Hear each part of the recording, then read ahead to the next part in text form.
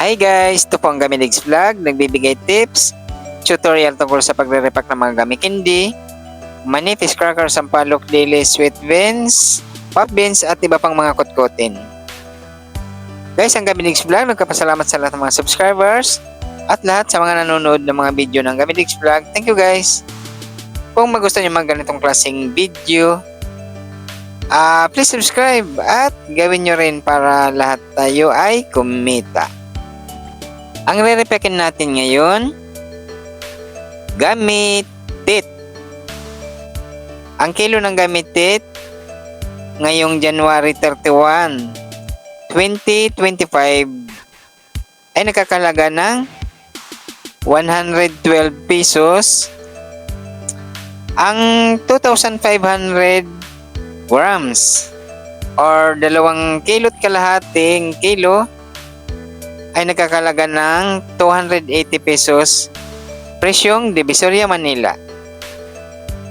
Ang gagamitin natin plastic 3x4, 4 na piraso na gamitin para sa 5 piso lang. Ganito guys, kailangan bibilisan natin ang ating pagre-repack nitong gummy para makintab siya at saka bibilangin lang natin, apat-apat lang na ating ilalagay na gummy candy sa ating pagbabalutan. Ganyan lang guys. Kung gusto nyo mag-umpisa kayo ng pagtitinda ng mga gummy candy or anong mga kutkutin, iba't ibang klaseng mga kutkutin, pupunta lang tayo sa mga palengke na malapit sa ating mga lugar. Kung andito man tayo sa Metro Manila, punta tayo ng Divisoria, Manila, o di kaya sa mga malapit na palengke sa ating mga lugar.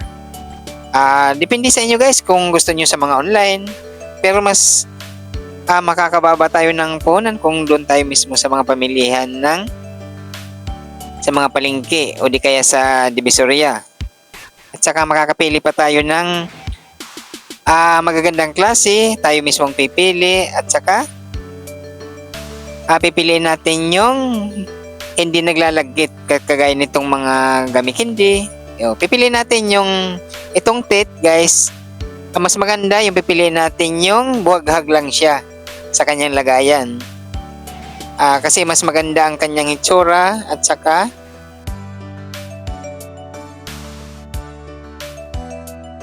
guys, ang pipiliin nating gummy tit yung mapula, maputi ang kanyang tit at saka mapula ang gums niya.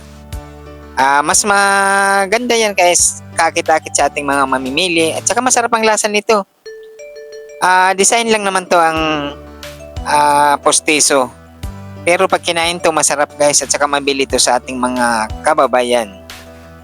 Ganito, kung mag-umpisa tayo, konti-konti mo lang munang puhunan para masubok natin kung alin ang magiging mabili sa ating mga lugar. Pero itong mga gummy candy guys, mabili to sa kahit saan. Ito hinahanap to ng mga bata, kahit hanggang mga matatanda.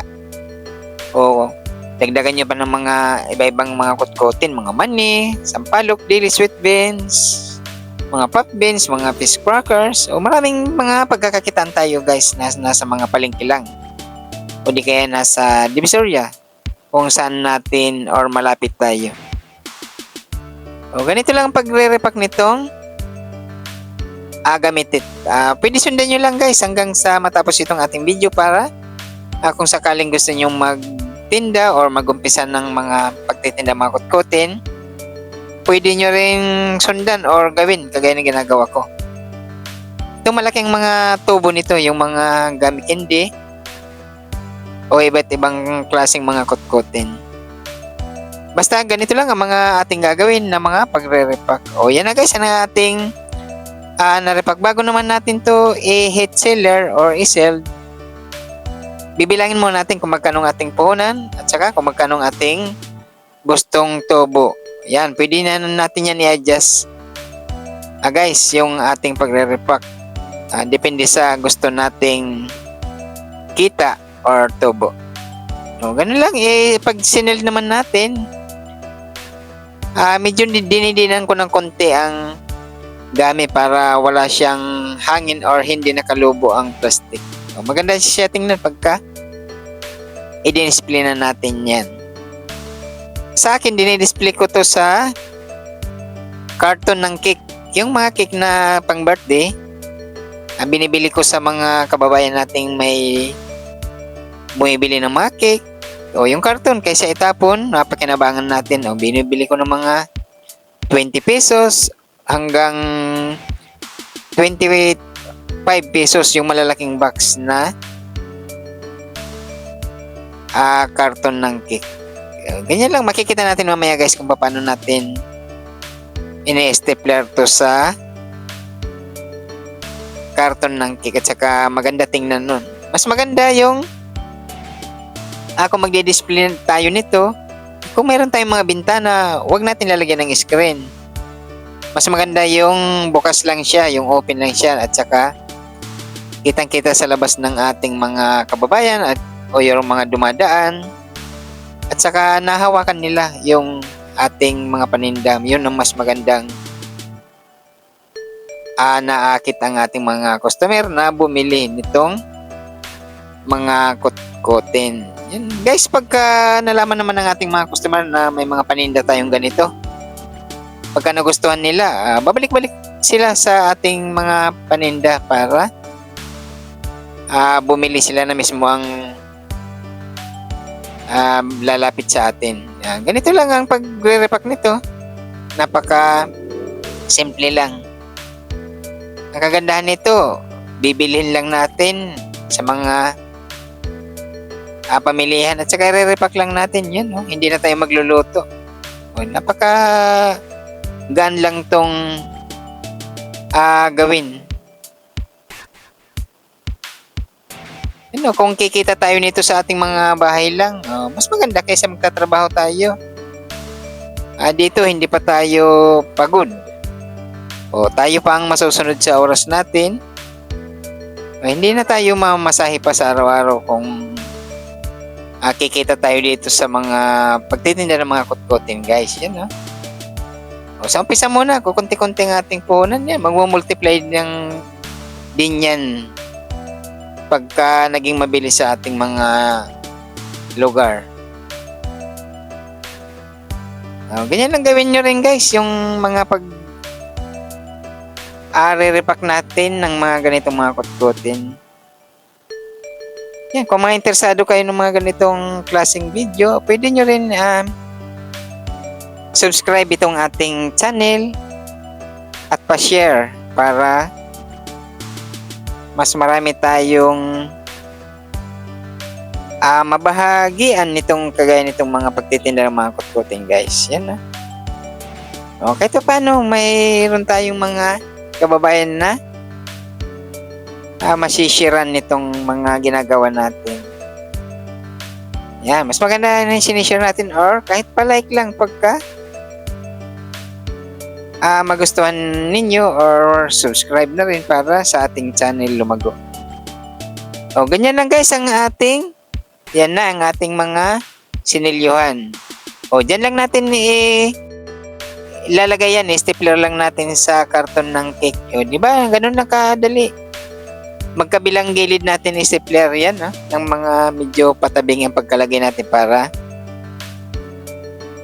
marami tayong may lagay at saka maganda tingnan. Yun ganong pag-stapler. Mga guys, nasa mga pamilihan lang ito, mga palengke. Kung andito man sa Manila kayo o Divisoria Manila, marami doon itong mga ganitong mga kutkutin or mga gamis. Nasa sa inyo na yan guys Mas maganda tayo mismo ang pumupunta sa mga pamilihan para nakakapili tayo ng magagandang mga itsura at ng ating bibilhin. Kagaya nitong mga gamit hindi, ang pipiliin natin yung magandang klase at saka malinaw ang mga plastic na pinagkakalagyan niya. Pag sa gamit naman, ang pipiliin natin, huwag tayong pipili dun sa mga nakabakyum ang plastic na pinagbabalutan. Mas maganda yung buhaghag lang siya, nakikita natin na hindi siya didikit-dikit para mabilis nating ma-repack. Kailangan guys, pagka mainit ang panahon ng ating pagdidisplayhan, wag natin to papaarawan. Tulad nitong mga gamit candy o anumang mga kutkutin. Ilalagay lang natin siya sa malamig na parte ng ating pagtitindahan. Yan. Kung summer naman, magtatag-init na. Pagka mga tanghali na, sobrang init. Kailangan lalagay natin ito muna sa lamesa. At saka, papatungan natin ng basang tila. Yung tilang malinis na pinigaan para hindi siya mainitan. Yan, kung medyo malamig ng panahon, hapon na, saka na natin siya i-display para ligtas itong ating mga kutkutin. Yan, ganyan lang paggawa guys. Yan, maganda na tingnan ng ating stapler sa karton. Ganyan lang simple gawin itong mga kutkutin. Maraming video tayo dito sa ating channel guys na pwede nyong sundan or panoorin. Yun na, di ba? Maganda na tingnan ng ating pagkakalagay sa karton. Guys, nagpapasalamat ang Gamidigs Vlog sa lahat ng mga subscribers at lahat ng mga nanonood dito sa mga video ng Gamidigs Vlog. Thank you guys. Kung magustuhan nyo mga ganitong klaseng video, please subscribe para lumago itong ating channel. At gawin nyo rin para lahat tayo ay kumita. Thank you guys. Bye. Diba?